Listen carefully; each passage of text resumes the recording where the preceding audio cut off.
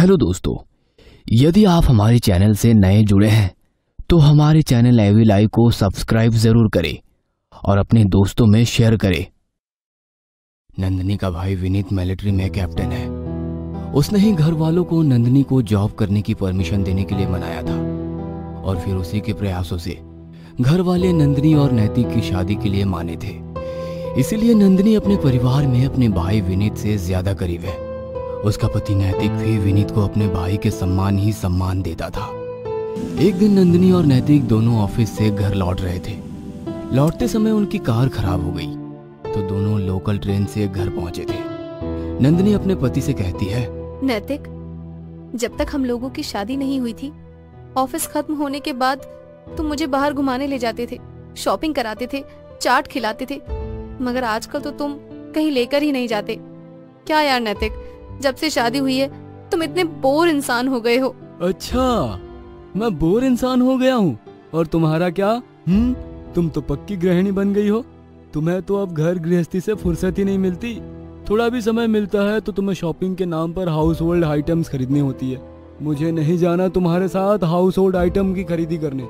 बाहर खाना खाने का बोलो तो तुम्हारा पेट खराब हो जाता है और मुझसे कहती हो कि मैं बोरिंग हो गया हूँ। अच्छा बाबा, मेरी गलती है, मगर आज मुझे कुछ जरूरी सामान खरीदने के लिए बाजार जाना है। प्लीज यार, आज नहीं। गाड़ी खराब हो गई थी तो लोकल के धक्के खा कर आया हूँ। अब मैं बहुत थक चुका हूँ। तुम्हें जो शॉपिंग करनी है ऑनलाइन कर लो।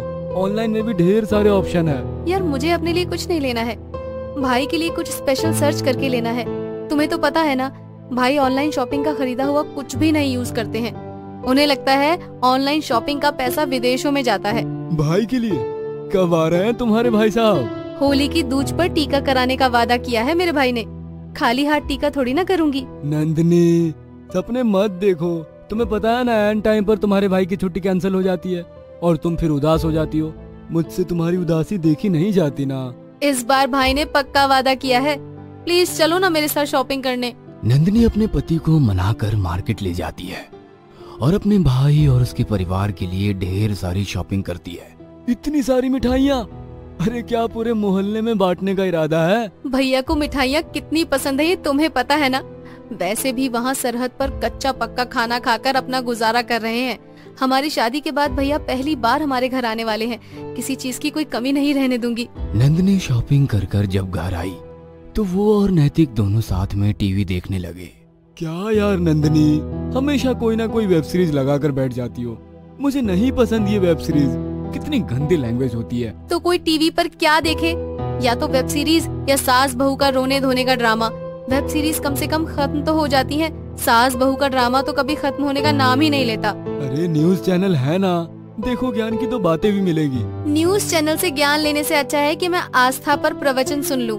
आजकल न्यूज चैनल पर ज्ञान कम, लड़ाई झगड़े ज्यादा होते हैं।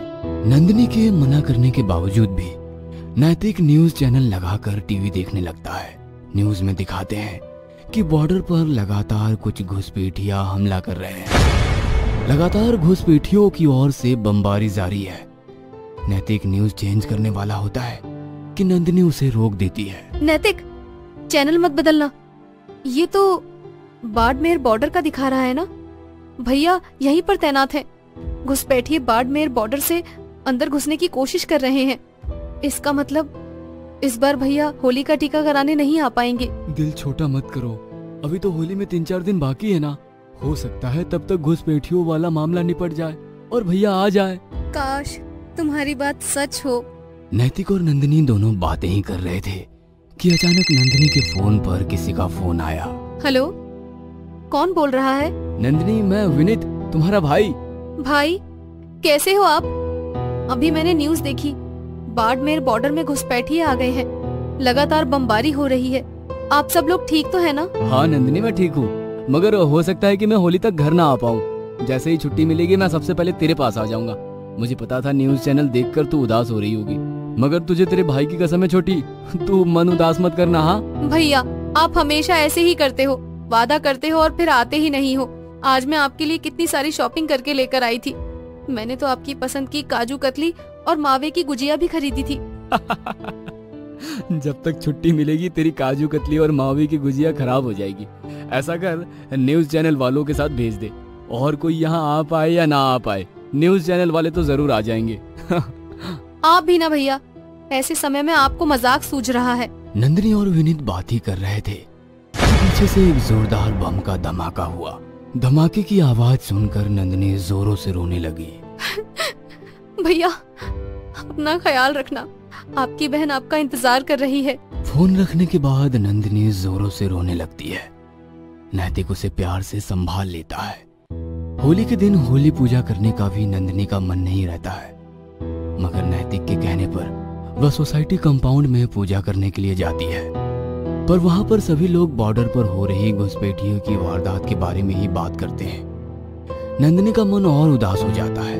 वो बिना मन से पूजा करके तुरंत अपने घर आ जाती है और टीवी चालू करके न्यूज चैनल देखने लगती है। बाड़मेर बॉर्डर पर घुसपैठियों के साथ मुठभेड़ होते हुए आज लगातार तीसरा दिन है। घुसपैठियों की संख्या का पता नहीं चल पा रहा है, मगर उनकी ओर से लगातार बमबारी जारी है। इस बमबारी में हमारे 2 जवानों के शहीद होने की पुष्टि सेना के द्वारा की गई है। जवानों की मौत की खबर सुनकर नंदिनी टीवी बंद कर लेती है। नंदिनी, तुम इस तरह उदास रहोगी और अपना मोरल डाउन रखोगी तो भैया का क्या हाल होगा।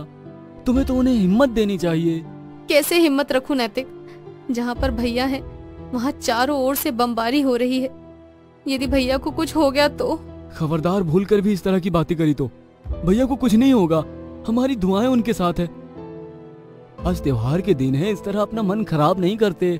दोनों उठकर भगवान के मंदिर में आते हैं और दिया जलाकर विनीत की लंबी उम्र की दुआ मांगते हैं। अगले दिन सब लोग कलर खेल रहे थे। नंदिनी की सहेलियां नंदिनी को कलर खेलने के लिए बुला रही थी, मगर नंदिनी का जरा भी मन नहीं था। उसने नैतिक को शगुन का कलर लगाया और टीवी पर न्यूज चैनल लगाकर बैठ गई। क्या यार, हाँ, तुम तो कहती थी ये न्यूज चैनल वाले नेगेटिविटी फैलाते हैं, न्यूज चैनल देखने से कोई मतलब ही नहीं है, और तुम हो कि पूरे टाइम न्यूज ही देखती रहती हो। हाँ, आज के बाद जब तक बाड़मेर में घुसपैठियां खत्म नहीं हो जाते, खबरदार अगर तुमने न्यूज चैनल लगाई तो। टीवी बंद करने के बाद नैतिक और नंदिनी दोनों भगवान से प्रार्थना कर रहे थे कि अचानक दरवाजे की घंटी बजी। नंदिनी ने आंख खोलकर देखा तो नैतिक प्रार्थना कर रहा था। उसने दरवाजा खोला तो सामने विनीत खड़ा था। कुछ देर तक उसके मुंह से कोई शब्द नहीं निकल रहे थे, सिर्फ आंखों से आंसू बह रहे थे। अरे वाह भाई, आप तो अपने वादे के बड़े पक्के निकले। आपने वादा किया था कि मैं आऊंगा और आप आ गए। अपनी बहन से वादा किया था तो कैसे ना आता। दिवाली की दूज पर नहीं आया था तो तूने कहा था कि होली की दूज पर टीका लगाने जरूर आना, तो लो मैं आ गया। अब जल्दी से टीका कर दे। इतने दिनों के बाद आए हो, फिर भी किस बात की जल्दी है? कहाँ जाना है? कहीं तो जाना है, समय बहुत कम है। सिर्फ तुझसे वादा किया था इसलिए आया हूँ। नंदिनी ने तुरंत अपने भाई को होली का टीका किया। भाई, आप अचानक कैसे आ गए? अभी थोड़ी देर पहले तो बाड़मेर बॉर्डर पर लगातार बम विस्फोट की खबर आ रही थी। कहा ना, सिर्फ तेरे वादे के पीछे आया हूँ, वरना बाड़मेर बॉर्डर पर बहुत हालत खराब है। अभी थोड़ी देर पहले ही विदेशी सेना ने हवाई हमला भी कर दिया। जिसे हम घुसपैठिया वारदात समझ रहे थे, वो तो विदेशी सेना की सोची समझी साजिश थी, ताकि भारत में होली का त्योहार फीका हो सके। मगर उन्हें शायद पता नहीं है कि हमारे देश में माँ, बहन, पत्नी ही नहीं, बल्कि हर देशवासी हम लोगों की लंबी उम्र की कामना करता है। विदेशी सेना हमारे जवानों के हौसलों को पस्त नहीं कर सकती। आपसे बात करने में भूल ही गई। अभी नैतिक को बुलाकर लाती हूँ, वो भी आपको देखकर खुश हो जाएगा। नंदिनी नैतिक को बुलाकर लाती है तो वहाँ पर विनीत नहीं था। भाई, कहाँ हो तुम? देखो, नैतिक तुमसे मिलने आया है। तुम्हें शायद गलत फहमी हुई होगी। विनीत बॉर्डर से इतनी जल्दी कैसे आ सकता है? मेरा विश्वास करो, भाई अभी यहीं थे।